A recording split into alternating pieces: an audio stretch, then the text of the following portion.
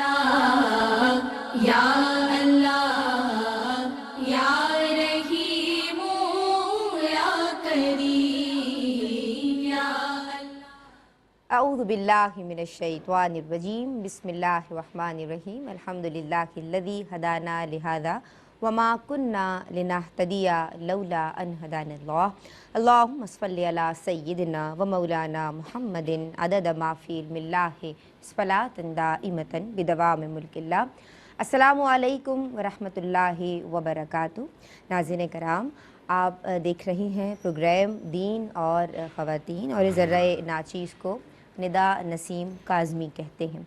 इस दुआ के साथ कि या अल्लाह हम तेरी पनाह चाहते हैं हर किस्म की बीमारियों से, और इन अल्फाज के साथ कि अल्लाहुम्मा आफ़िनी फ़ी बदनी, अल्लाहुम्मा आफ़िनी फ़ी समई, अल्लाहुम्मा आफ़िनी फ़ी बसरी, ला इलाहा इल्ला अंत। आप समझ ही गए होंगे कि आज के प्रोग्राम का उन्वान है बीमारी और अयादत का बयान। यानी आज हम सीखेंगे कि बीमारियों के ताल्लुक़ से अल्लाह तबारक व तआला ने अपने हबीब सैयदुल अंबिया सैयदना अहमद मुश्तबा मोहम्मद मुस्तफ़ा सल्लल्लाहु अलैहि वालैहि वसल्लम की विसातत से हमें क्या बातें समझाई और सिखलाई हैं।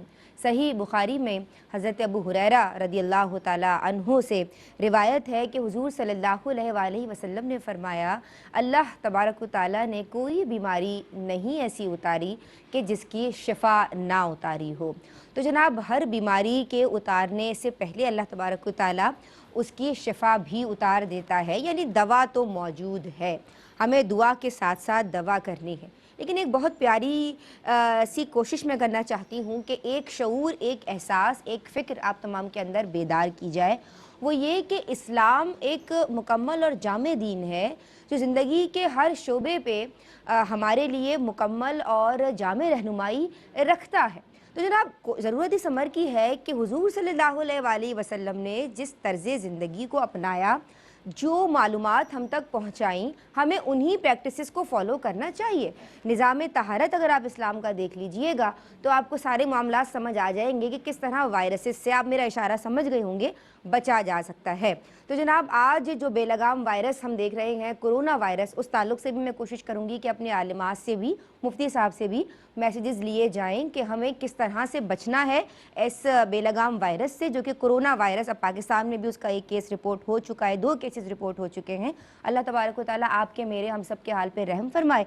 आज की जो मेरी पहली मेहमान स्कॉलर हैं, माशाल्लाह पुरअसर, पुरमग़ज़ और मुदल्लल गुफ्तगू फरमाती हैं, और नौजवान नस्ल की आलिमात में मैं समझती हूँ कि एक ऐसा नाम है कि जिन पे हम सब फ़ख्र किया करते हैं। आलिमा सफ़ा फ़ातिमा को सलाम अर्ज़ करते हैं। अस्सलामु अलैकुम। वालेकुम अस्सलाम। आप ठीक हो, खैरियत से हो? अल्लाह का बड़ा करम। हमारी जो दूसरी मेहमान स्कॉलर हैं, माशाअल्लाह आपकी भी गुफ्तगू कुरान व हदीस की वजाहतों पे मबनी होती है, मुदल्लल होती है और मुकम्मल होती है। हम आलिमा हाजरा अमीन को भी सलाम अर्ज़ करते हैं। अस्सलामु अलैकुम। वालेकुम अस्सलाम व आप रहमतुल्लाह। खैरियत से हैं? अल्हम्दुलिल्लाह। नाज़रीन, हमारे प्रोग्राम का एक खुसूसी हिस्सा हम कोशिश करते हैं कि मुफ्तियान कराम को ऑन बी पर बराह रास्त प्रोग्राम में शामिल करें, और आपके सवालात और जो मेरे कंटेंट के सवालात होते हैं, जो क्वेश्चनर मुझे दिया जाता है हमारे रिसर्च डिपार्टमेंट की तरफ से, मैं उन सवालात को इनके हुजूर पहुंचाती हूं, और वो शरई जो जवाबात हैं मुझे वो दिया करते हैं कि अल्लाह और उसके रसूल सल्लल्लाहु अलैहि वसल्लम की तालीमात, जो भी हमारा उन्वान होता है, उस ताल्लुक़ से क्या है। जनाब, आज हमारे साथ जो मुफ्ती साहब मौजूद हैं, माशाअल्लाह ज़ी ख़िरद हैं, ज़ी वक़ार हैं और ख़िदमत दीन के जज्बे से सरशार हैं। हम सलाम अर्ज़ कर रहे हैं मुफ्ती मोहम्मद मदनी रज़ा साहब को। अस्सलामु अलैकुम हज़रत। वालेकुम अस्सलाम व रहमतुल्लाह। मिजाज गिरामी, अल्लाह का बड़ा करम। आज हम बात कर रहे हैं जनाब अयादत व इलाज का बयान। बीमारियों में आलिमा सफ़ा फ़ातिमा, मैं आपसे आगाज़ करना चाहूँगी। इंसान बीमार होता है, अल्लाह तबारक व तआला ने इस को हम सब के लिए भेजा है, या जो भी है, किस बीमारियां क्यों आती हैं और अल्लाह की कौन कौन सी हिकमत जो है, आप क्या समझती हैं कि कार फरमा है बीमारियों के पीछे? अऊज़ु बिल्लाहि मिनश्शैतानिर्रजीम बिस्मिल्लाहिर्रहमानिर्रहीम बिलाशुबा अल्लाह रब्बुल इज़्ज़त की बहुत सी हिकमतें उसके तमाम ही अहकाम में पोशीदा होती हैं। हमें कोई नेमत मिलती है तो भी वो अल्लाह रब्बुल इज़्ज़त की हिकमतों से भरपूर होती है ताकि हम अपनी ज़िंदगी के तमाम उमूर आसानी से सर अंजाम दे सकें, अल्लाह रब्बुल इज़्ज़त की इबादत में कोशिशें कर सकें। इसी तरह हमसे अगर कोई नेमत छीन ली जाती है, मिसाल के तौर पर हम बीमारी या तकलीफ़ में मुब्तला हो जाते हैं, तो इसमें भी अल्लाह रब्बुल इज़्ज़त की हिकमतें पोशीदा होती हैं और ये हिकमतें हमारे लिए नफ़ा बख्श भी साबित होती हैं। फिर यहाँ पर यह बात भी समझना ज़रूरी है कि अल्लाह रब्बुल इज़्ज़त की कई हिकमतें ऐसी होती हैं कि जो हम कुरान और हदीस की रोशनी में और इसी तरह अपनी अक़ल पर सोचते हुए, यानी अक़ल के पैराए में सोचते हुए कुछ हिकमतों को तो समझ लेते हैं, लेकिन अल्लाह रब्बुल इज़्ज़त की बहुत सी हिकमतें ऐसी होती हैं जो इंसान की अक़ल से बहुत बालातर होती हैं। और यहीं से बंदे का और रब का जो है वो फ़र्क हमें समझ में आता है कि रब करीम की तमाम हिकमतों को समझना ये इंसान के बस से बाहर है। जहाँ तक बीमारी का ताल्लुक़ है तो बीमारी में जो अल्लाह रब्बुल इज़्ज़त की बहुत सारी हिकमतें पोशीदा हैं और कुरान और हदीस के मुताले से हमें मालूम होती हैं। उनमें से पहली हिकमत ये है कि जिसको कुरान पाक में अल्लाह रब्बुल इज़्ज़त ने इरशाद फरमाया वलतुबलवुन्ना फ़ी अम्वालिकुम व अनफुसिकुम, यानी अल्लाह रब्बुल इज़्ज़त ये फरमाता है कि तुम्हें तुम्हारे मालों के ज़रिए भी आज़माया जाएगा और तुम्हारी जानों के ज़रिए भी तुम्हारा इम्तिहान लिया जाएगा। बीमारी, परेशानी, मुसीबतें, ये सब कुछ दुनिया में तुम्हें बर्दाश्त करना होगी और ये सब कुछ तुम्हारे इम्तिहान की वजह से होगा और तुम्हें इसमें सब्र करने पर, अल्लाह रब्बुल इज़्ज़त की रज़ा में राज़ी रहने पर और सवाब पर नज़र रखने पर अल्लाह रब्बुल इज़्ज़त अजर भी अता फ़रमाएगा और आखिरत के मामलात भी तुम्हारे लिए आसान फरमा देगा। मालूम होता है कि जो शख्स गुनहगार हो, अल्लाह रब्बुल इज़्ज़त बीमारी के ज़रिए उसके गुनाहों को मिटा देता है। ठीक है। जब जैसे कि हदीस पाक में आता है कि अगर मोमिन को एक कांटा भी कोई चुभता है तो वो उसके गुनाहों का कफ़ारा बन जाता है। तो फिर जब दीगर बीमारियाँ अगर इंसान पर तारी होती हैं तो ज़ाहिर है कि वो भी गुनाहों का कफ़ारा बनती हैं। इसी तरह अगर कोई शख्स नेकूकार है तो उसके दराजात को बुलंद करने का बीमारियां सबब बन जाती हैं। मज़ीद अगर हम गौर करते हैं तो मालूम होता है कि अल्लाह रब्बुल इज़्ज़त की जानिब से ये जो मुशक्क़त बाज़ औक़ात बाज़ लोगों पर डाली जाती है और बीमारी में मुब्तला किया जाता है, तो ये इसलिए भी होता है कि बीमारी में इंसान अल्लाह की जानिब ज़्यादा रुजू करता है। अच्छा। तो मालूम हुआ कि बीमारी अल्लाह रब्बुल इज़्ज़त की बारगाह की तरफ रुजू करने का ज़रिया भी बनती है और गफलत से बेदार करने का भी ज़रिया बन जाती है।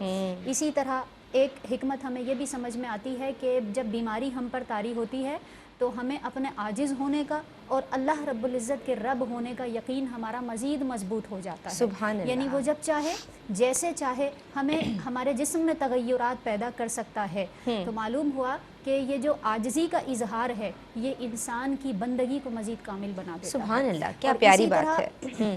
अगर हम मज़ीद गौर करें तो मालूम होता है कि बीमारी हमें हमारी जो सेहत के अय्याम हैं उनकी अहमियत भी हमारे ऊपर वाज़े कर देती है, क्योंकि जब हम बीमार होते हैं तो हम शिद्दत से उन अय्याम का इंतज़ार करते हैं जो हम सेहतमंदी की हालत में गुजारा करते थे। तो अल्लाह रब्बुल इज़्ज़त अगर बंदे को बीमार करता है तो वो फिर बीमारी इंसान को उसकी जो नेमत ज़िंदगी की नेमतें हैं उनकी कदर भी सिखाती है और जो जिस्मानी नेमतें हैं उनकी कदर पैदा करने का ज़रिया बनती है। इसीलिए नबी पाक सल्लल्लाहु अलैहि वसल्लम ने फरमाया मोमिन के मामलात बहुत ताज्जुब खेज़ हैं। अगर इनको कोई भलाई पहुंचती है ये उस पर शुक्र करते हैं तो भी इनके लिए बेहतर है, और अगर इन्हें कोई तकलीफ़ पहुंचती है और वो इस पर सब्र करते हैं तो भी इनके लिए अल्लाह रब्बुल इज़्ज़त उसमें बेहतरी फरमाता है। माशाअल्लाह जनाब, बीमारी अल्लाह तबारक व तआला की जानिब से आजमाइश होती है और फिर इंसान वो सेहत वाले दिनों को जब याद करता है तो उसकी कद्र में इजाफ़ा होता है। एक कॉलर हमारे साथ हैं जी। अस्सलामु अलैकुम। अस्सलामु अलैकुम। बात कीजिए मेरी बहन, क्या नाम है आपका और क्या सवाल है आपका? जी मेरा सवाल ये है कि अगर मर्दाना नजासत कपड़े पे हो तो वो कैसे धोना चाहिए, कितनी बार धोना चाहिए? अगर वही चीज लकड़ी पे लग जाए तो वो कैसे हमें साफ करनी चाहिए? ठीक है, कैसे धोएं? ठीक है जी। दूसरा एक और सवाल है जी जी कि अगर माहवारी के कपड़े धोते वक्त छींटे पाँव पे कपड़ों पे लगे तो वो हमें फिर क्या करना चाहिए? और इस प्रोग्राम करें आप, है ना, इस मौजूद पे तफसील से बताएं। ठीक है ठीक है। अस्सलामु अलैकुम। अस्सलामुअलैकुम। वालेकुम अस्सलाम वरहमतुल्लाह।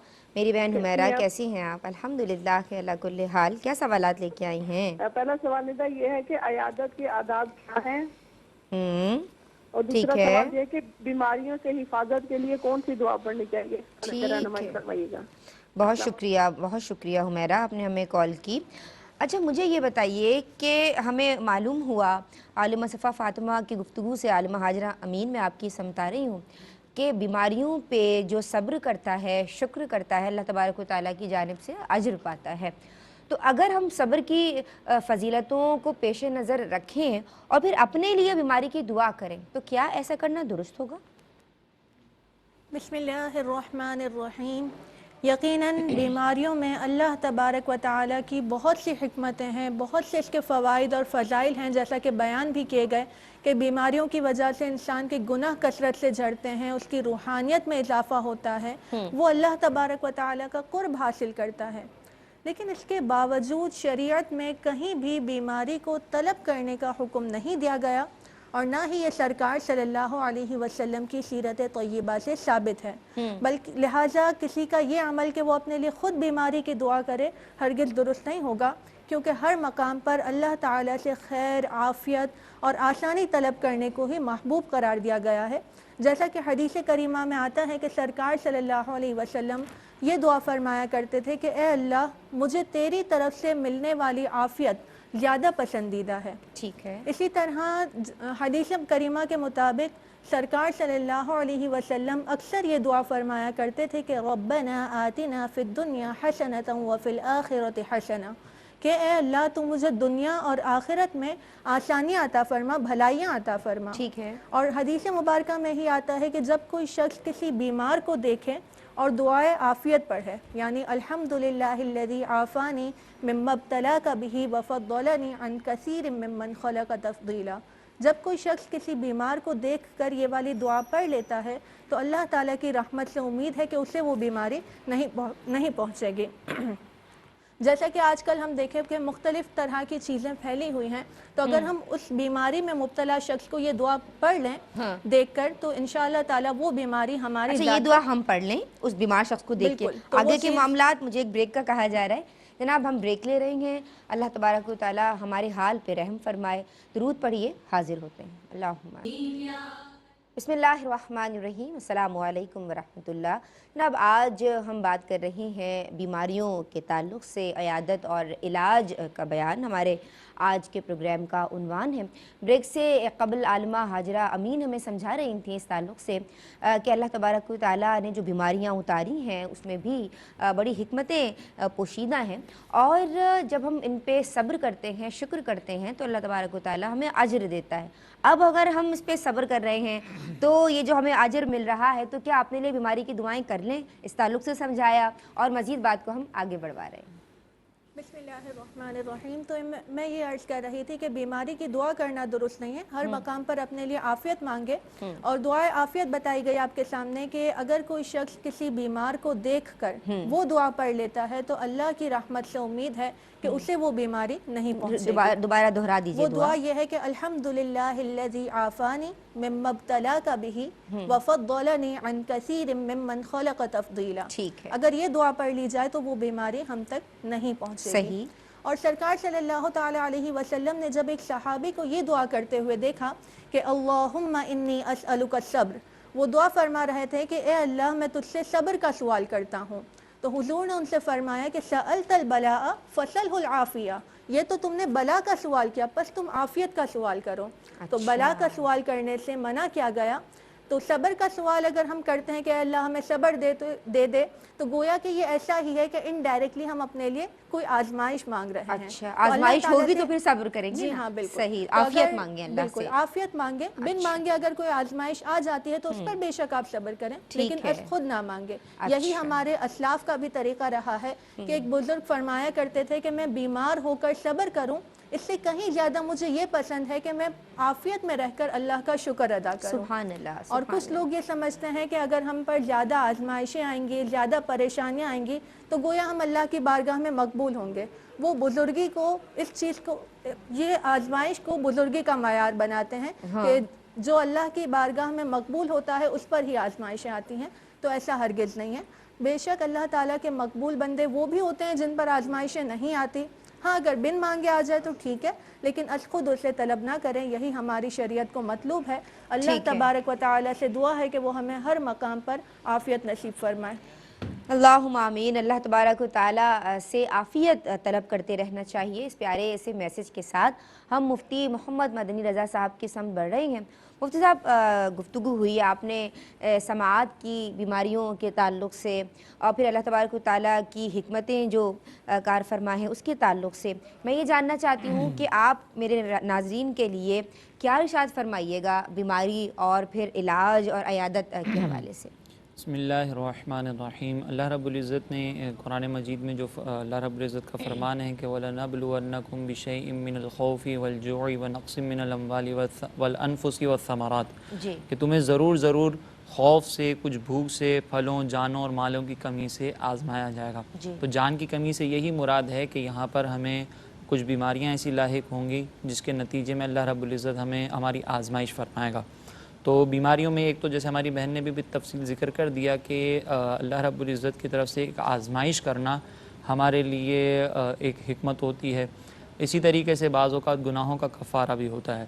یہ اور اس کی دوسری ایک جو حکمت ہے اس میں نبی کریم علیہ الصلوۃ والسلام کے فرمان کے مطابق مومن اور منافق کی پہچان بھی ہو جاتی ہے۔ جی نبی کریم علیہ السلام نے فرمایا کہ جب مومن کسی بیماری میں مبتلا ہوتا ہے اور پھر وہ اللہ رب العزت اس کے اور جب وہ شفا حاصل کرتا ہے تو اللہ رب العزت اس کے گناہوں کو معاف کر دیتا ہے۔ جی اور جب کوئی منافق بیماری میں مبتلا ہوتا ہے تو اس کی حالت ایسی ہے کہ جیسے مالک نے اپنے اونٹ کو کھول دیا ہو، نہ تو اس کو یہ پتہ ہے کہ اس کو باندھا کیوں تھا اور نہ اس کو یہ معلوم ہے کہ اسے چھوڑا کیوں تھا۔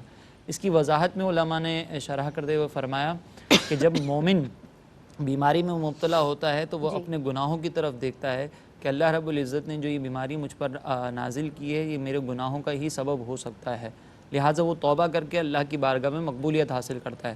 لیکن منافق چونکہ اس کا ایمان اتنا مضبوط نہیں ہوتا، بلکہ وہ ایمان والا ہی نہیں ہوتا، تو پھر وہ اللہ کی طرف متوجہ نہیں ہوتا بلکہ وہ اسباب کی طرف چلا جاتا ہے کہ موسم کی خرابی کی وجہ سے مجھے بیماری ہوئی، فلاں سبب سے مجھے بیماری ہوئی، مجھے تو اس طریقے سے بیماری ہو گئی، وہ سائنسی تحقیق میں گھس جائے گا اور دوسری چیزوں میں چلا جائے گا۔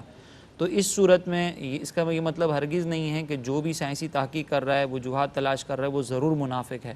اس کا مطلب یہ ہے کہ اگر کوئی صرف اسباب پر ہی اپنی نظر رکھ رہا ہے، خالق کے اسباب کو چھوڑ کر، تو پھر اس کو اپنی ایمان پر غور و تفکر کرنا چاہیے۔ اسی طرح یہاں پہ نبی کریم علیہ الصلوۃ والسلام کا ایک اور فرمان میں ذکر کرنا چاہوں گا کہ آقا دو جہاں صلی اللہ علیہ وسلم نے فرمایا کہ جب کسی قوم کے اندر بے حیائی عام ہو جاتی ہے تو اس پر پھر ایسی بیماریاں مسلط کر دی جاتی ہیں کہ جو اس سے پہلے کبھی نہیں ہوئی تھیں۔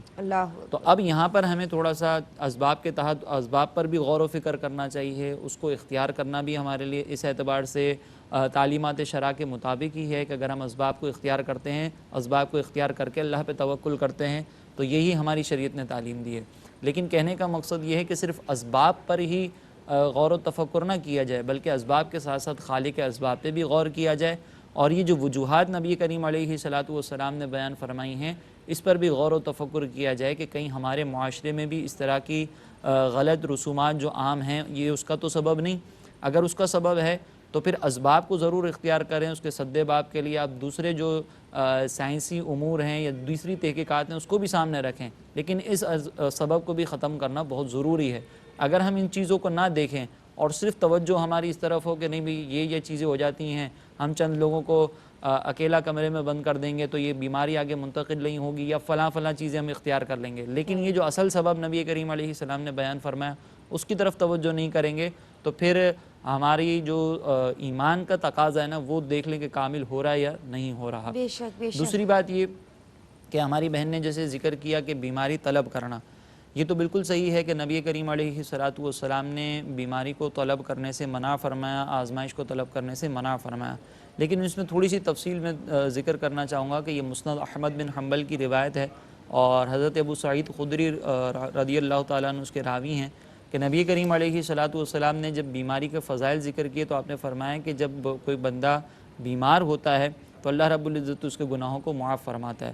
تو وہاں پر ایک صحابی موجود تھے حضرت ابی بن کعب، انہوں نے عرض کی کہ یا رسول اللہ اگرچہ وہ بیماری کم ہو تو سرکار علیہ السلام نے فرمایا کہ اگر ایک کانٹا بھی کسی مومن کو چبھتا ہے تو اللہ رب العزت اس کی وجہ سے بھی اس کے گناہوں کو معاف فرماتا ہے۔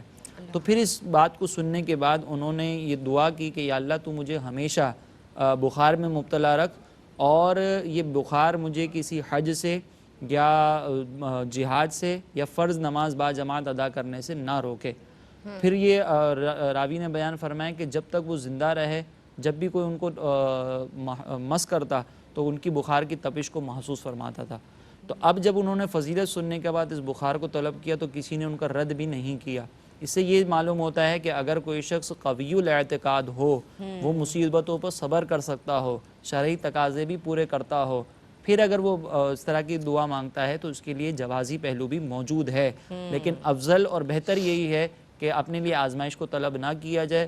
ابھی ہم اپنے آپ کو وہ سمجھ رہے ہیں کہ ہم بڑے قوی الاعتقاد ہیں، ہم تو اس چیز کا مقابلہ کر لیں گے۔ وہ صحابی رسول تھے، ہم عام لوگ ہیں، وہ اس چیز کو برداشت کر سکتے تھے صحبت رسول کی برکت کے باعث، ہم اس چیز کو برداشت نہیں کر سکیں گے۔ لہٰذا عافیت اسی میں ہے کہ اللہ رب العزت سے ہمیشہ خیر کو طلب کیا جائے اور آزمائشوں کو طلب کرنے سے اجتناب ہی کرنا چاہیے۔ لیکن اگر کوئی آزمائش طلب کرتا ہے اور وہ قوی الاعتقاد ہے تو بہرحال اس کے لیے اگرچہ یہ مناسب نہیں لیکن وہ گناہ گار نہیں ہوگا۔ ٹھیک ہے مفتی صاحب، ماشاء اللہ مدلل جواب۔ ایک کالر ہمارے ساتھ ہیں جی، شامل کر رہی ہوں۔ السلام علیکم۔ وعلیکم السلام، کیسی ہیں آپ؟ ندا بھی ٹھیک ہے؟ الحمدللہ علی کل حال۔ میری بہن کیا سوال ہے آپ کا اور کیا نام ہے آپ کا؟ میرا نام نغمہ ہے، میں راولپنڈی سے بات کر رہی خوش آمدید کہتی ہوں، کیا سوال ہے؟ ہوں۔ میں نے یہ پوچھنا تھا کہ ایک تو یہ جمعرات والے دن نا ہم لوگ شروع سے یعنی بچپن سے ہمارے بڑے بھی اس طرح کیا کرتے کہ نا ایک روٹی بنا کے سالن اور جو وغیرہ کچھ بھی ہو تو اس سے ہم ختم دلوا دیتے ہیں نا جمعرات والے دن، بڑوں کو ان کے اصال ثواب کر دیتے ہیں۔ اچھا جی، تو کیا ٹھیک یہ ہے، جائز ہے؟ ٹھیک ہے جی۔ اور دوسرا سوال میرا یہ ہے کہ اگر کوئی ادھار نہیں دیتے کسی کو پیسے، ویسے ہی انویسٹمنٹ کے لیے دیتے ہیں اور وہ اس کا منافع دے تو کیا وہ جائز ہے؟ انویسٹمنٹ کے لیے کہاں پہ؟ پیسے دیتے ہیں اگر ہم کسی کو پیسے دیں کسی بھی چیز کے لیے کسی کو پیسے دیں تو یعنی جی تو وہ سب منافع صرف آتا ہے نا، یعنی اس اس میں پہ نقصان ہونے profit۔ کا نہیں ہوتا۔ اچھا تو جی۔ کیا یہ جائز ہوتا ہے؟ السلام علیکم، ایک اور کالر۔ السلام علیکم۔ السلام علیکم، وعلیکم السلام ورحمۃ اللہ۔ میری بہن کیا نام ہے اور کیا سوال ہے آپ کا؟ میرا نام نادیہ ہے اور میرا سوال یہ ہے کہ میں نے نا میرے ہسبینڈ نا مجھے ایک طلاق دے دی تھی کہ میں تمہیں ایک طلاق دیتا ہوں، تمہاری 2 باقی ہیں۔ ایک طلاق بعد دے میں دی۔ تو انہوں نے وائس میسج کیا اور انہوں نے بولا دوسری طلاق بھی واجب ہے، تیسری بھی واجب ہے۔ تو ہم نے نا پتہ کروایا تھا تو وہ کہہ رہے تھے اسلام میں کہیں بھی سنت واجب نہیں ہوتا جب تک مرد اپنے منہ سے طلاق نہ دے۔ تو مجھے اس طرح پوچھنا تھا کہ اس طرح طلاق ہو جاتی ہے؟ جی مدنی صاحب، آپ کچھ پوچھ رہے ہیں ان سے؟ سوال یہ جو کیا ہے کہ ایک طلاق دی 2 باقی ہیں، اس کے بعد انہوں نے کیا جملہ کہا؟ انہوں نے کہا کہ 2 بار وائس میسیجز بھیجے کہ تم پہ دوسری بھی واجب ہے اور تیسری بھی واجب ہے، ٹھیک ہے، یہ جملے ادا کیے انہوں نے۔ تو ٹھیک۔ کیا طلاق ہو گئی یا نہیں ہوئی؟ ٹھیک۔ ٹھیک ہے جی، ایک اور کالر۔ السلام علیکم۔ یہ لائن ڈراپ ہو گئی ہے، ہم صفحہ کی سمت آئیں گے۔ صفحہ بعض لوگ خوب شکوہ کرتے ہیں اور خواتین میں خصوصی طور پہ یہ رجحان زیادہ پایا جاتا ہے، اور اگر کسی نے بس پوچھ لیا کیا ہوا آنٹی، اور آنٹی پھر شروع ہو گئی کہ بیٹا گھٹنوں میں بھی درد ہے تو شوگر بھی ہے اور بی پی بھی ہائی رہتا ہے اور نہ جانے کون کون سی باتیں۔ ایسا کرنا کیا درست؟ خواتین ہی نہیں بلکہ مرد حضرات بھی بعض اوقات بس اپنی عادت پر موقوف کرتی کسی ہیں کی یہ بھی تمام عادت ہو چیزیں، سکتی ہے، صحیح بات ہے۔ عادتاً بعض لوگ کرتے ہیں، خواتین یا مرد سبھی کر رہے ہوتے ہیں، لیکن یہاں پر یہ بات پیش نظر رکھنی چاہیے کہ کسی کے سامنے ہم ذکر کر رہے ہوں تو اس وقت پھر نیت دیکھی جائے گی۔ بہت ساری وجوہات کو پیش نظر رکھتے ہوئے بعض اوقات مریض کسی کے سامنے اپنی بیماری کا ذکر کرتا ہے۔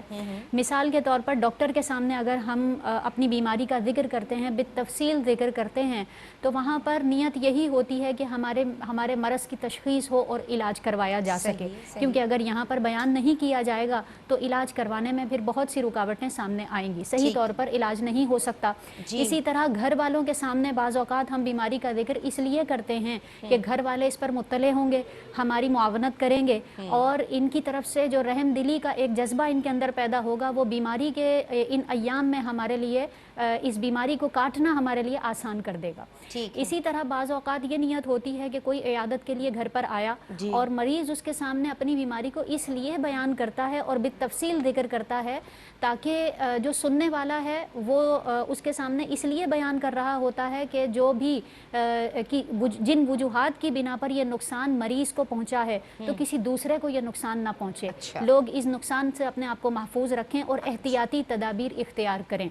अगर ये वजूहात पेश नज़र हों या इस जैसी कोई अच्छी नीयतें पेश नज़र हों तो अपनी बीमारी को किसी के सामने बताना और बितफसील जिक्र करना जायज़ होता है, इसमें कोई हरज नहीं होता। सही सही। बल्कि बाज़ औक़ात चूँकि इलाज मकसूद है तो लाजिम है बताया जाए। और अगर अपने आप को या दूसरों को ज़रर से बचाना मकसूद हो तब भी बताना ज़रूरी होगा। अलबत्ता अगर नीयत ये हो कि महज शिकवा शिकायत ही दूसरे के सामने करना है। जी, अगर नीयत किसी को बितफसील बताना है इलाज की गर्ज से या बचाने की गर्ज से तो बताया जा सकता है, लेकिन अगर नीयत शिकवे की हो तो जनाब इस ब्रेक के बाद जाने। अभी दुरूद पढ़ते रहिए, हम भी पढ़ रहे हैं, आप भी पढ़िए, लौट रहे हैं। अल्लाहुम्मा सल्ली अला बिस्मिल्लाहिर्रहमानिर्रहीम। अस्सलामु अलैकुम वरहमतुल्लाह। जनाब आज हम बीमारियों के हवाले से इसका क्या इलाज है और शरीयत मुताहरा इस ताल्लुक़ से हमारी क्या रहनुमाई फराहम करती है हम जान रहे हैं अपने आलिमात से और मुफ्ती मोहम्मद मदनी रज़ा साहब से। कॉलर हमारे साथ हैं जी, शामिल कर रही हूँ। अस्सलामु अलैकुम। वालेकुम अस्सलाम। बेटा कैसी हो? मैं ठीक हूँ अल्हम्दुलिल्लाह। मेरी बहन आपका क्या नाम है और आप कैसी हैं? बेटा मेरा नाम शाइना हारून है और मैं कराची से बात कर रही हूँ। आपको खुश आमदीद कहते हैं और क्या सवाल कीजिएगा? मेरा सवाल ये है कि मेरा एक हाथ और एक पाँव इस पे फालिज हो गया है, उल्टे हाथ और उल्टे पाँव पे। अल्लाह आपको शिफाए कुल्ली अता करे जी। आमीन। मुझे दुआ बता दे। दुआओं में हम आपको याद रखेंगे और सब्र कीजिए। अल्लाह तबारक व तआला आपके लिए आसानियों का मामला फ़रमाए। अपने आलिमात से भी कहूँगी, मुफ्ती साहब से भी कहूँगी, अपने नाज़रीन से भी कहूँगी कि शाहिना आंटी के लिए दुआ कीजिए जी। अच्छा मुझे ये बताइए, आपकी बात मुकम्मल नहीं हुई थी, अपनी बात मुकम्मल कीजिए। जी, मैं ये अर्ज़ कर रही थी कि अगर नीयत अच्छी हो तो बीमारी का जिक्र करना जायज़ होता है। ठीक है। और इसको उसके साथ एक मिसाल और शामिल कर लीजिएगा कि बाज़ औक़ात ऑफिशियली हमें प्रूव करना होता है। स्कूल में बच्चों का बीमारी के हवाले से सर्टिफिकेट्स वगैरह बाज़ औक़ात जमा करवाने होते हैं। इस तरह के जो प्रॉब्लम्स होते हैं उसमें भी ज़ाहिर है बीमारी को दूसरे के सामने जिक्र किया जाता है। इसमें भी शरन कोई हरज नहीं है। ठीक है। अलबत्ता अगर सिर्फ शिकवे की नीयत हो या अपने आप को बहुत ज़्यादा मजलूम जाहिर करना मकसूद हो कि लोग आपके ऊपर तरस खाएंगे और आपको बहुत ज़्यादा मजलूम समझेंगे तो ये नाशुक्र, ये बेसब्री का मुजाहरा है। और अगर हम बेसब्री का मुजाहरा करते हैं तो हम अपने अजर को ज़ाया कर देते हैं। अल्लाह रब्बुल इज़्ज़त ने कुरान पाक में इरशाद फरमाया ला इन सबरतुम लहुवा खैरुल लिस्साबिरीन, यानी अगर तुम सब्र करते हो तो ये सब्र करने वालों के लिए उनका जो सब्र है वो बेहतरीन अजर का ज़रिया बनता है। लिहाजा हमें तकलीफ़ में सब्र करना चाहिए और जहाँ जहाँ ज़रूरत हो वहाँ पर अपनी बीमारी को ज़रूर बयान कर सकते हैं। सही। अच्छा बसा औक़ात मरीज़ आदतन, अब वो जो एक ग्रुप ऑफ पीपल निकला है ना कि जो नाशुक्री और बेसब्री में जो है वो हाय हाय करते हैं, आदतन चीखते चिल्लाते हैं, या बाज़ औक़ात ऐसा भी होता है कि आदत नहीं होती है और दर्द इतना हो रहा होता है कि मुँह से चीख निकल जाती है या हाय निकल जाती है। तो ये क्या चीज़ें, इस तरह के जो मामलात हैं, क्या सब्र के मुनाफी होंगे? बिस्मिल्लाहिर्रहमानिर्रहीम। सबसे पहले तो सब्र की तारीफ़ आपके सामने अर्ज़ करना चाहूँगी कि अल्लाह ताला की तरफ से आने वाली आजमाइशों पर अपने ज़बान और दिल को हर तरह के शिकवे शिकायत और उसके नतीजे में अपने ज़ाहिरी आज़ा को हर किस्म की गैर शरई कार्रवाई से रोकना, ये सब्र कहलाता है। सही। चुनांचे अब कोई मरीज़ चीखता चिल्लाता है या इस तरह की आवाज़ें निकालता है तो फिर ऐसी सूरत में इसकी 3 बुनियादी सूरतें हैं कि ये जायज़ है नहीं है। तो पहली सूरत ये कि उसका ये चीखना चिल्लाना सिर्फ लोगों को दिखाने के लिए या शिकवे की नीयत से है कि माज़अल्लाह अल्लाह ताला ने उस पर कोई जुल्म कर दिया या वो बहुत ज़्यादा मजलूम हो गया या वो बस उसको जो तकलीफ़ पहुंची है वो किसी और को है ही नहीं, इस नीयत से अगर वो लोगों को के सामने इसका इजहार करता है तो ये बिल्कुल जायज़ नहीं है और सब्र के बिल्कुल ख़िलाफ़ होगा। ठीक है। दूसरी सूरत इस हवाले से यह है कि वो ये डिक्लेयर नहीं करना चाहता लेकिन बस उसकी एक आदत का हिस्सा बन चुका है तो उसे भी चाहिए, उसका ये अमल भी बिल्कुल गैर मुनासिब है, उसको इस तरह करने से रुकना चाहिए, ये भी सब्र के मुनाफी हो सकता है। اور تیسری صورت کے بعض اوقات تکلیف اتنی زیادہ ہوتی ہے شدت بہت زیادہ ہو کہ جاتی اس کو اپنا اس کو کچھ معلوم ہی نہیں ہوتا کہ وہ کیا کر رہا ہے، یا بہت زیادہ شدید اس کے ساتھ معاملہ ہوا ہوتا ہے. تو اب اگر اس کا چیخنا چلانا ہے یا اس طرح کی آوازیں نکالنا ہے تو چونکہ اس پر اس کا اختیار ہی نہیں ہے، لہٰذا کوئی صبر کے منافی بھی نہیں کہلائے گا. اس سلسلے میں بعض لوگ بدگمانی میں مبتلا ہو جاتے ہیں کہ یہ جان بوجھ کر چیخ رہا ہے یا جان بوجھ کر چلا رہا ہے، یا کچھ لوگ ہنستے ہیں ایسے لوگوں پر، مریضوں پر. تو انہیں سوچنا چاہیے کہ آج ہم اس پر ہنس رہے ہیں، اللہ نہ کرے کل یہی بیماری ہمارے ساتھ ہو گئی تو ان لوگوں کو سوچنا چاہیے.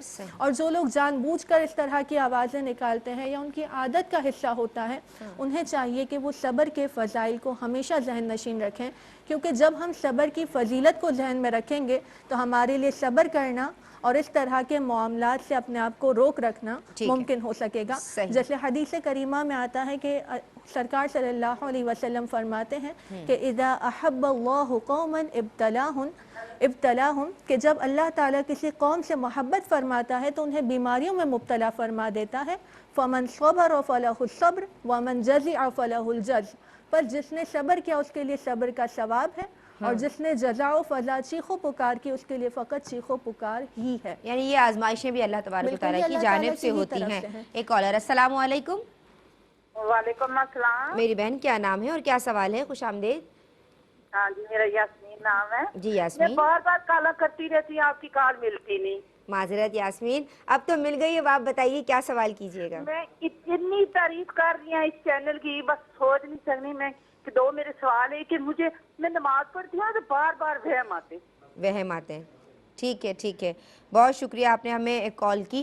مجھے صاحب بہت سارے سوالات ہیں میرے کالرز کے. میری بہن نے پوچھا ہے کہ مردانہ نجاست کپڑوں پہ لگی ہوئی ہوتی ہے، وہ کیسے دھوئیں؟ بسم اللہ الرحمن الرحیم. دیکھیں اس کے پاک کرنے کا طریقہ یہ ہے کہ اس کو کسی جاری پاری میں کے نیچے اگر رکھ دیں تو جیسے ہی وہ نجاست اس سے خارج ہو جائے گی، نجاست اس سے جدا ہو جائے گی، وہ کپڑا پاک ہو جائے گا. ٹھیک ہے. تو اس کو پاک کرنے کے لیے، اور اگر بالفرض وہ نجاست اگر وہ جاری پانی نہیں ہے اور گہرے جاری پانی سے کر رہے ہیں، تو جب تک اس نجاست کا اثر زائل نہ ہو جائے، اتنا کہ اب اس سے مزید زیادہ زائل نہیں ہو سکتا، تو پھر وہ پاک کہلائے گا. لکڑی پہ لگ جائے؟ لکڑی پہ لگ جائے تب بھی یہی حکم ہوگا کہ اس کو پانی سے پاک کریں، یا خرچ کے بھی اس کو پاک کر سکتے ہیں، لیکن خرچ کر بہرحال پراپر طریقے سے ہی ہو نہیں سکے گی. تو اس کو پانی سے ہی پاک کیا جائے گا. اچھا، نادیہ نے پوچھا کہ شوہر نے ایک طلاق دے دی ہے، پھر بعد میں جو ہے وہ وائس میسیجز 2 بھیجے ان کو، اور اس میں کہا کہ اب دوسری بھی تم پہ واجب اور تیسری بھی تم پہ واجب. طلاق ہو گئی. دیکھیں یہ جو جملے ہیں نا کہ اب دوسری بھی تم پر واجب، تیسری بھی تم پر واجب، اس سے یہی گمان جا رہا ہے کہ تیسری اور دوسری تیسری طلاق بھی انہوں نے دے دی ہے، لہٰذا بھی تینوں طلاقیں ہو چکی ہیں، لہٰذا اب اس کے رجوع کے لیے حلالے کے بغیر کوئی راستہ نہیں ہے. ٹھیک ہے. میری بہن نے پوچھا ہے کہ وہ کیا دعا کریں.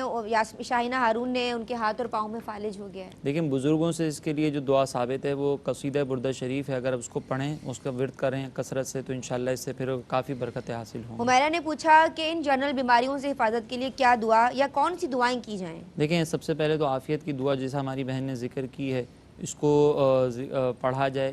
کسی بیمار کو اگر آپ دیکھ رہے ہیں تو نبی کریم علیہ السلام نے فرمایا کہ جس نے کسی بیمار کو دیکھ کر یہ دعا پڑھ لی تو پھر وہ اس سے عافیت میں مبتلا رہے گا. باقی اللہ رب العزت سے ہمیشہ اللہم انی اسألک العافیہ، یہ والی دعا بھی اگر ہم مانگتے رہیں کہ یا اللہ میں تجھ سے عافیت کا سوال کرتا ہوں، تو انشاءاللہ اس سے بھی کافی بہتری حاصل. نماز میں وہم آتے ہیں، وساوس آتے ہیں، کیا کریں؟ دیکھیں وساوس کی طرف اگر جتنا توجہ کریں گے یا ان کو دور کرنے کی کوشش کریں گے نا، تو یہ اور زیادہ بڑھتے چلے جائیں گے. ان وساوس کی طرف توجہ بالکل بھی نہ کریں، یہ وساوس خود ہی ختم ہو جائیں گے. انویسٹمنٹ کے نیت سے کسی کو پیسہ دیا ہے، اس سے پروفٹ بھی لے رہے ہیں، جائز ہے؟ اگر صرف پروفٹ لے رہے ہیں اور وہ بھی فکس رقم کے اندر، تو پھر یہ جائز نہیں ہے. جیسے کہ بہن نے ذکر کیا کہ اس میں نقصان نہیں ہوتا، صرف جو ہے وہ پروفٹ مل رہا ہے، تو یہ صورت جائز نہیں ہے. جائز نہیں ہے. اچھا، عیادت کی کیا آداب ہیں؟ دیکھیں عیادت کے لیے سب سے پہلے تو اگر عیادت کے لیے جائیں، اس وقت کی سنت ہی اس وقت ہے کہ جب مریض کو آپ کا جانا گرا نہ گزرے. لہٰذا اگر کوئی مریض ایسا ہے کہ جو اپنے پاس کسی کو آنا پسند ہی نہیں کرتا، تو پھر تو وہاں پہ عیادت کے لیے نہ جائیں. پھر جانے کے بعد وہاں پر کوشش کریں کہ ایسی گفتگو نہ کی جائے کہ جس سے مریض کو اپنی تکلیف کا احساس مزید بڑھ جائے. اگرچہ وہ تکلیف میں مبتلا ہو، تب بھی ایسی بات کرنی چاہیے کہ جو بات اس کی قلبی توجہ کا بٹنے کا سبب بن جائے. اور پھر وہاں پر جا کر نبی کریم علیہ السلام کی کچھ سنت ہے، وہ یہ دعا پڑھتے تھے سرکار علیہ السلام کہ لا باس طہور انشاءاللہ، کہ کوئی حرج نہیں، انشاءاللہ بہت جلدی تمہیں شفا یابی حاصل ہوگی. تو جتنا زیادہ ہو سکے مریض کو دلاسا دیا جائے، اس کے حوصلہ افزائی کی جائے، اس کو صبر کی تلقین کی جائے، تو یہ سارے آداب میں شامل ہیں۔ ٹھیک ہے۔ عالم صفا فاطمہ میری بہن نے پوچھا ہے کہ اگر ماہواری ایام کے دنوں کی نجاست کسی خاتون کے کپڑوں پہ یا ویسے ہی کپڑوں پہ لگ گئی ہے تو کیا کیسے دھوئیں اس کو؟ ان کے لیے دعا گو ہوں کہ اللہ رب العزت ان کو صبر عطا فرمائے، عافیت عطا فرمائے اور ان کو خوشگوار زندگی عطا فرمائے اور ان کا حامی و ناصر ہو۔ اور اس کے ساتھ جہاں آپ نے سوال کیا کہ اگر نجاست جسم پر لگ جاتی ہے یا کپڑوں پر لگ جاتی ہے، تو اگر کپڑوں پر نجاست لگتی ہے اور وہ نجاست سوکھنے کے بعد نظر بھی آتی ہے تو چاہے جاری پانی میں آپ اس کو دھوئیں یا غیر جاری پانی میں دھوئیں، نجاست کے اثر کو دور کرنا ضروری ہے۔ بعض اوقات ہم بہت زیادہ رگڑتے ہیں، اس کے باوجود نشانات نہیں جاتے، تو اپنے طور پر سیٹسفیکشن حاصل کر لیں کہ نجاست کا اثر جتنا اس میں تھا وہ چلا گیا۔ اس کے بعد اگر کچھ نشانات رہ جاتے ہیں تو اس میں کوئی حرج نہیں ہے۔ اچھا ٹھیک ہے۔ اچھا مجھے یہ بتا دیجئے کہ میری ایک بہن نے پوچھا ہے، عالمہ ہاجرہ امین، میں آپ کی سمتاؤں گی کہ بیماریوں سے حفاظت کے لیے ذرا ہمیں بتا دیجئے آداب، اور خواتین کتنا خیال رکھیں اپنے بچوں کا یا گھر والوں کا، کس طرح سے ان کو بچایا جا سکتا ہے حضور صلی اللہ علیہ وآلہ وسلم کی سنتوں پہ چلتے ہوئے، ان کا جو نظام طہارت جو جس طرح سے انہوں نے ہمیں دیا ہے وہ سمجھاتے ہوئے اپنے بچوں کو۔ بسم اللہ الرحمن الرحیم۔ اگر ہم اسلام کے طہارت کے مسائل کو صحیح طریقے سے سمجھ لیں اور اس پر کامل طور پر عمل پیرا ہوں تو لازمی طور پر جب خاص وہ وائرسز ہمارے درمیان ہوں اس وقت صرف ان کا اختیار نہ کریں بلکہ عام روٹین میں بھی ان چیزوں کو اختیار کریں تو یقیناً ہم ہر طرح کے وائرس سے، ہر طرح کی بیماری سے حتی الامکان بچ سکتے ہیں۔ جیسے حدیث میں ہے کہ صفائی نصف ایمان ہے، تو ہم اگر دیکھیں کہ قرآن و حدیث میں یا پھر ہم اسلام کے احکامات دیکھیں کہ کھانے سے پہلے، کھانے کے بعد، استنجا وغیرہ کے بعد ہمیں ہاتھ دھونے کا حکم دیا گیا، مسواک کے احکام، دن میں 5 مرتبہ کم از کم وضو کرنا، اگر ہم ان تمام چیزوں کی رعایت کریں، کوشش کر کے ہر وقت باوضو رہیں تو انسان حتی الامکان ان چیزوں سے بچ سکتا ہے۔ اسی طرح اگر ہم دیکھیں کہ اسلام ہمیں یہ درس دیتا ہے کہ پانی کے برتن ڈھک کر رکھے جائیں، اسی طرح کھانے پینے کی چیزیں کھلی نہ چھوڑی جائیں بلکہ ان کو کوئی چیز ڈھانپ کر رکھیں، تو اگر ہم ان پر بھی عمل پیرا ہوں تو ان چیزوں کی وجہ سے بھی ہم اپنے آپ کو کافی چیزوں سے بچا سکتے ہیں۔ تو مکمل طور پر اسلام کے اوپر عمل کرنا انسان کو کافی ظاہری اور باطنی بیماریوں سے بچانے کا سبب بن سکتا ہے۔ اچھا ایصال ثواب کے تعلق سے بھی ایک سوال آیا تھا، میں چاہتی ہوں صفا آپ اس کا جواب دیجئے۔ ایک روٹی پہ ختم دلوا دیتے ہیں گھر والے۔ جی جمعرات کا انہوں نے خصوصی طور پر سوال کیا، تو جمعرات کو ایصال ثواب کیا جائے یا کسی اور دن میں کیا جائے، کوئی حرج نہیں ہے، روٹی پر یا ویسے ہی کسی غریب کو پیسے دے دیے جائیں، ہر طرح سے ایصال ثواب کیا جا سکتا ہے۔ انہی کی بات میں آخری ایک جملہ ایڈ کروں گی کہ لوگ کہتے ہیں دور بہت زیادہ ایڈوانس ہو گیا ہے، سب جدید تحقیقات ہیں، لیکن آج بھی ہمیں سنت میں ہی بقا نظر آتی ہے، اور آج بھی ہمیں جو زندگی کا سکون ہے وہ سنت میں ہی نظر آتا ہے۔ ایک دعا آخر میں عرض کر دوں، جیسا کہ دیگر دعائیں بیان کی گئی ہیں، صبح اور شام کے معمولات میں اس دعا کو بھی ضرور شامل رکھیں کہ نبی پاک صلی اللہ علیہ وآلہ وسلم نے فرمایا کہ یہ دعا پڑھی جائے، اعوذ بکلمات اللہ التامات من شر ما خلق، 3 مرتبہ صبح اور 3 مرتبہ شام میں یہ دعا پڑھ لی جائے تو اللہ رب العزت بہت ساری بیماریوں سے حفاظت فرماتا ہے۔ بہت شکریہ، ماشاءاللہ، میں بہت ممنون ہوں عالمہ صفا فاطمہ آپ کی، عالمہ ہاجرہ امین آپ کی، مفتی محمد مدنی رضا صاحب آپ کی، ناظرین آپ کی، اللہ تبارک و تعالیٰ تمام وائرسز سے، تمام بیکٹیریا سے، ایسے تمام جراثیموں سے کہ جو ہمیں کسی طور بیمار کر سکتے ہیں، پروردگار ہمیں بچائے اور ہمارے حال پہ، ہم سب کے حال پہ اپنا کرم فرمائے، اور اللہ تبارک و تعالیٰ نے جو بس اپنے حبیب صلی اللہ علیہ وآلہ وسلم کی وساطت سے نظام حیات دیا ہے اس کو فالو کرنا شروع کر دیجئے، حضور کا طرز زندگی اپنا لیجئے جو کہ تمام وائرسز کو اب ہمارے سے دور کر دے گا انشاءاللہ عز و جل، جو نظام طہارت ہے، تو یقیناً آپ، میں، ہم سب بیماریوں سے بچ سکتے ہیں۔ اللہ تبارک و تعالیٰ کورونا اور ہر طرح کے وائرس سے ہم سب کو بچائیں۔ فی امان اللہ، السلام علیکم ورحمۃ اللہ۔ یا